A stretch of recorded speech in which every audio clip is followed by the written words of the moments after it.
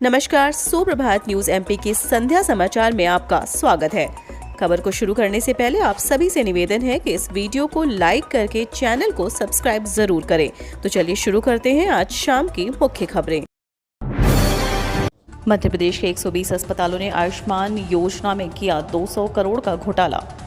आयुष्मान भारत योजना से संबंधित मध्य प्रदेश के 620 निजी अस्पतालों में से 120 ने 200 करोड़ रुपए का घोटाला किया। इनमें इंदौर, भोपाल, ग्वालियर और जबलपुर सहित प्रदेश के ख्याति प्राप्त निजी अस्पताल भी शामिल हैं। भोपाल और जबलपुर के कुछ अस्पतालों के खिलाफ एफआईआर दर्ज कराई गई। यह जानकारी लोक स्वास्थ्य एवं परिवार कल्याण विभाग द्वारा तैयार कराई गई एक जाँच रिपोर्ट में सामने आई है।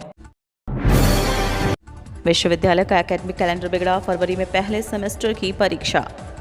2022-23 सत्र के लिए देवी अहिल्या विश्वविद्यालय से संचालित पाठ्यक्रम में दिसंबर तक विद्यार्थियों को प्रवेश दिया जा रहा है।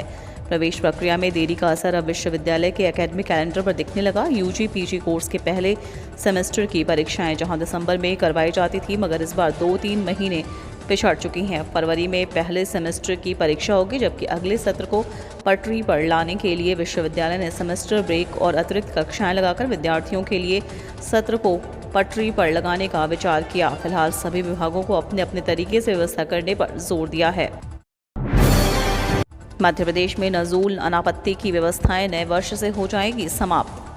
मध्य प्रदेश में अब नजूल अनापत्ति प्रमाण पत्र नहीं दी जाएगी। जनवरी 2023 से यह व्यवस्था पूरी तरह समाप्त हो जाएगी। जनता की सुविधा और आवेदनों की प्रक्रिया को सरल बनाने के लिए व्यवस्था की गई है। इसमें नए नियमों के तहत नजूल अधिकारी वार्षिक रूप से नजूल की भूमियों की जानकारी नगरीय निकायों, नगर एवं ग्राम निवेश संचालनालय को उपलब्ध कराएंगे। इसी के आधार पर सभी नक्शे, निर्माण और लेआउट की अनुमतियां दी जाएंगी। अलग से अनापत्ति जारी करने की प्रक्रिया बंद हो जाएगी। 2 साल पहले जारी किए गए नजूल संबंधी नियमों के आधार पर काम कराने के सभी कलेक्टर्स को निर्देश जारी कर दिए गए हैं।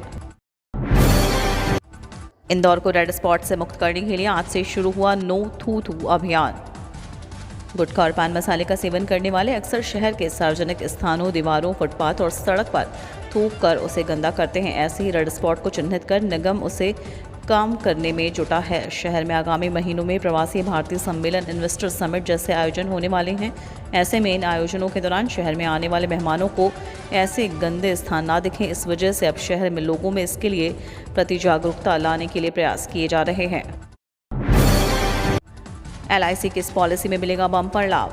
देश की सबसे बड़ी बीमा कंपनी कई शानदार योजनाओं की सुविधा देता है। इसके पास बच्चों को लेकर बुजुर्गों तक के लिए खास स्कीम है। ऐसी ही एक योजनाओं में जीवन लाभ योजना है। यह एक नॉन लिक्विड योजना है। इस पॉलिसी में निवेशकों को सुरक्षा और सेविंग दोनों का ही ऑप्शन देता है। मैच्योरिटी के बाद पॉलिसी होल्डर को अच्छी खासी राशि मिलती है। इस दौरान यदि व्यक्ति की मृत्यु हो जाती है और उनके परिवार को आर्थिक मदद दी जाती है। यदि आप भी निवेश का मौका तलाश कर रहे हैं तो LIC की ये पॉलिसी आपके लिए अच्छा ऑप्शन बन सकती है। 54 साल की उम्र का व्यक्ति 21 साल के लिए यह पॉलिसी चुन सकता है। पीथमपुर के नए सेक्टर में बनेगा फुटवेयर क्लस्टर। पीथमपुर के नए सेक्टर में महिला उद्यमी पार्क के साथ साथ फुटवेयर क्लस्टर भी होगा। इसे लेकर सैद्धांतिक मंजूरी मिल गई है। फुटवेयर क्लस्टर 100 एकड़ क्षेत्र का होगा। इसके लिए ज़मीन चिन्हित करने का काम जल्द ही शुरू होगा। फुटवेयर क्लस्टर में उद्योग लगाने के लिए 100 से ज़्यादा उद्योगपति तैयार हैं। इस क्लस्टर के शुरू होने के 1 वर्ष के भीतर ही 50 से ज़्यादा उद्योग अपना उत्पादन शुरू कर देंगे। पहले 1 वर्ष में 5000 लोगों को इससे रोजगार मिलेगा। कुछ ही वर्षों में यह संख्या 50,000 तक पहुँच जाएगी। जस्टिस फॉर ऑल की अवधारणा को अधिवक्ता ही कर सकते हैं क्रियान्वित।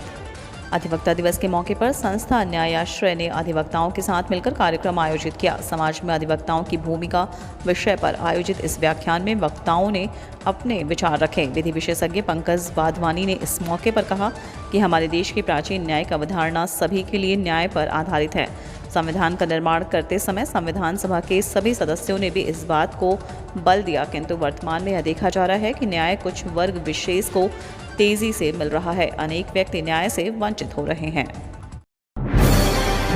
JU में अब एक क्लिक पर छात्र कर सकेंगे मार्कशीट से जुड़ी शिकायत। जीवाजी विश्वविद्यालय में अब छात्रों को मार्कशीट से संबंधित शिकायतों का समाधान पाने के लिए भटकना नहीं पड़ेगा। जीवाजी विश्वविद्यालय में समस्या निवारण प्रणाली को सहज बनाने के लिए राजीव गांधी प्रौद्योगिकी विश्वविद्यालय भोपाल की तर्ज पर काम किया जाएगा।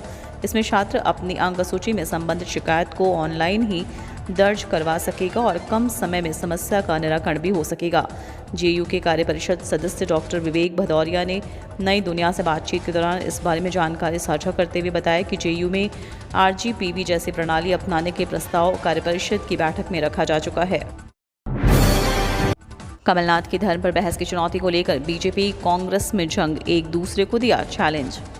कमलनाथ की आरएसएस और विश्व हिंदू परिषद को धर्म पर बहस की चुनौती को लेकर बीजेपी और कांग्रेस आमने सामने आ गई। इस मामले में चिकित्सा शिक्षा मंत्री विश्वास सारंग ने कहा कि मैं राहुल गांधी को चुनौती देता हूं कि वो आए और मुझसे बात करें। वहीं सारंग की चुनौती को देते हुए मध्य प्रदेश कांग्रेस के प्रदेश प्रवक्ता अभिनव बरोलिया ने उन्हें खुला चैलेंज दे दिया और कहा कि वे पहले उनसे बहस करें। बता दें कि रविवार को कमलनाथ ने बीजेपी, आरएसएस और वीएचपी नेताओं को चुनौती देते हुए कहा था कि वो धर्म और अध्यात्म के मामले में राहुल गांधी से बहस करके देखें। इस चर्चा से साबित हो जाएगा कि राहुल गांधी के पास बाकी सबसे अधिक ज्ञान है और 12 साल में बीजेपी ने उनकी गलत छवि बनाने की कोशिश की है। एमपी में बुजुर्गों को तीर्थ कराने वाली ट्रेनों के थमे पहिए योजना को हरी झंडी दिखाने के लिए बजट का अभाव। मध्य प्रदेश के बुजुर्गों को तीर्थ दर्शन कराने के लिए फिलहाल सरकार के पास बजट का अभाव है। बीते 2 महीनों से तीर्थ ट्रेनों के पहिए थमे पड़े हैं। मध्य प्रदेश की बीजेपी सरकार की तीर्थ दर्शन योजना सबसे लोकप्रिय योजना है। इस योजना के माध्यम से प्रदेश की बीजेपी मिशन 2023 को फतह करना चाहती है। सरकार की योजना है कि साल 2023 के सितंबर महीने तक करीब 150 ट्रेन तीर्थ दर्शन के लिए चलाई जाएं। इसके लिए सरकार ने करीब 200 करोड़ रुपए के बजट का भी लक्ष्य बनाया है, लेकिन फिलहाल सरकार की यह लोकप्रिय योजना बीते 2 महीने से ठप पड़ी है। बजट के अभाव में सरकार तीर्थ दर्शन ट्रेनों को हरी झंडी नहीं दिखा पा रही है।